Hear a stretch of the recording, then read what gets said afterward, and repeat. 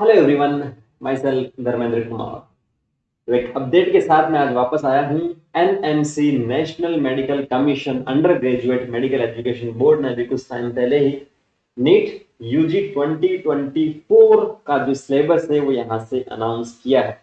अभी तक तो यही चला आ रहा था कि क्या ओल्ड एनसीईआरटी उसके अकॉर्डिंग सिलेबस रहने वाला है या न्यू एनसीईआरटी उसके अकॉर्डिंग सिलेबस रहने वाला है नीट का जो अपकमिंग एग्जाम है नेक्स्ट सेशन के लिए उसका।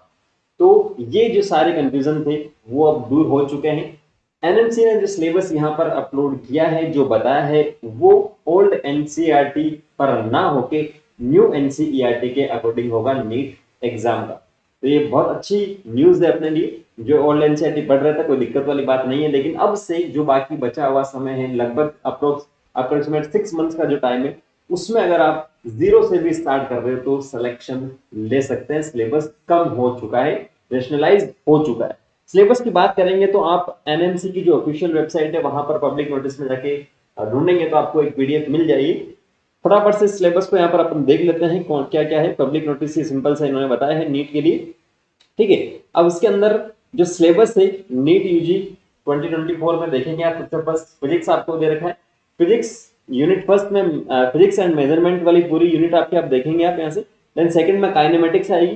ठीक है, अलग सब टॉपिक्स भी आपको यहाँ पर दे रखे हैं। डिटेल्स आप लोग देख सकते हैं पीडीएफ डाउनलोड करके, नहीं तो पीडीएफ को टेलीग्राम चैनल पर अपलोड कर दी गई है, वहां पर आप देख सकते हैं अराइजन करियर अकेडमी से या नीट फंड लर्निंग से। ठीक है, दूसरा काइनेमेटिक्स हो जाएगा। उसके बाद में laws of motion, then work energy and power, rotational motion English में ही दिया तो कोई दिक्कत वाली बात यहां पर आपको नहीं होनी चाहिए। ठीक है, gravitation, properties of solids and liquids, thermodynamics, kinematic theory of gases, oscillation and waves, electrostatics. यहां तक तो यूनिट 10 तक तो 11th में आ चुका है। उसके बाद में इलेक्ट्रोस्टैटिक्स आपका आ चुका है।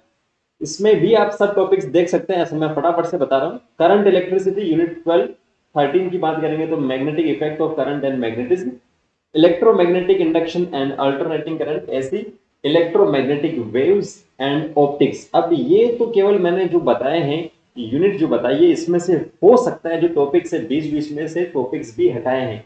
जो रेशनलाइज कंटेंट था जब पहले कुछ टाइम पहले एनसीईआरटी ने बताया था, तो उसमें से बहुत से चैप्टर तो हैं लेकिन उसमें से टॉपिक्स को हटा दिया गया है। वो आपको यहाँ से बहुत अच्छे से देखना पड़ेगा। ठीक है, देन उसके बाद में dual nature of matter and radiation, atoms and nuclei, electronic devices, experimental skills, ये आपके पास कुछ सिलेबस है। ठीक है, देन उसके बाद में आपके पास क्या आएगा, नेक्स्ट बात करेंगे।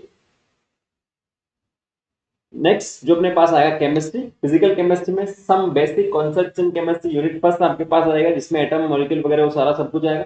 Then atomic structure, third unit में chemical bonding and molecular structure आपके पास आ जाएगा सिंपल सा। केमिकल थर्मोडायनेमिक्स यूनिट फोर्थ आपके पास हो जाएगी, जिसमें first law of thermodynamics, second law of thermodynamics आ जाएगा। देन उसके बाद में आएगा सॉल्यूशन यूनिट फिफ्थ आपके पास लिखी है।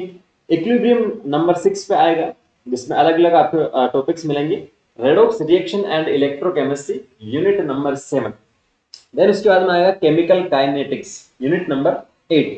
फिर से कह रहा हूं, इसके बीच बीच के जो टॉपिक्स है वो आपको देखना है बहुत डिटेल से। अभी मैं यहाँ से शॉर्ट में बता रहा हूँ। देन उसके बाद में आता है इनऑर्गेनिक केमिस्ट्री, जिसमें classification of elements and periodicity in properties. Then उसके बाद में पी ब्लॉक। ठीक है, ग्रुप 13 टू 18 एलिमेंट्स। देन उसके बाद में डी एंड एफ।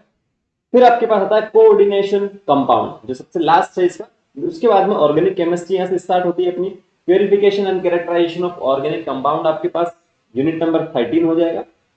उसके बाद में आएगा some basic principle of organic chemistry, जिसमें नॉमेनक्लेचर, आईयूपीएसी वगैरह। ठीक है, वो सब कुछ यहाँ पर आएगा, बॉन्ड वगैरह।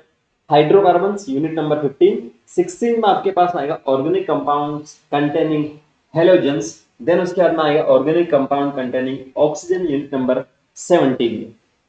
क्लियर है, alcohol, phenol, ether, aldehyde, ketone वाला जो चैप्टर है ये इसके अंदर आएगा, कार्बोनिक एसिड वगैरह। यूनिट नंबर 18 में आएगा आपके पास organic compounds containing nitrogen. Then उसके बाद में आएगा बायोमोलिक्यूल, जो कि बायो में भी पढ़ते हैं अपन। ठीक है, यूनिट नंबर 20 में principle related to practical chemistry यहाँ पर है आपके पास। बहुत कम पूछना, लेकिन फिर भी क्वेश्चंस आपको ध्यान में रखना है। पैटर्न धीरे धीरे एग्जाम का चेंज हो रहा है, कुछ भी पूछा जा सकता है। देन उसके बाद में आता है बायोलॉजी, ठीक है, जो आपका 50% वेटेज लेके चलेगा। बायो में diversity in the living world, first unit जो आपके पास वीके जिसके अंदर क्या हुआ, लिविंग वगैरह क्या है। सेकंड चैप्टर में क्लासिफिकेशन की बात करेंगे, 5 किंगडम क्लासिफिकेशन, उसके बाद में प्लांट किंगडम और उसके बाद में एनिमल किंगडम, ठीक है। इनमें भी टॉपिक्स कुछ हटा रखे, ध्यान से आपको देखना, न्यू एनसीईआरटी तो वेल एंड गुड है, नहीं तो आप पीडीएफ से देख सकते हैं। यूनिट नंबर सेकंड में आएगा structural organisation in animals and plant, morphology, और जो एनाटॉमी यहाँ पर है वो यहाँ पर आती है, लेकिन इसके अंदर आप देखेंगे तो मॉर्फोलॉजी एंड मॉडिफिकेशंस लिखा है, टिश्यू।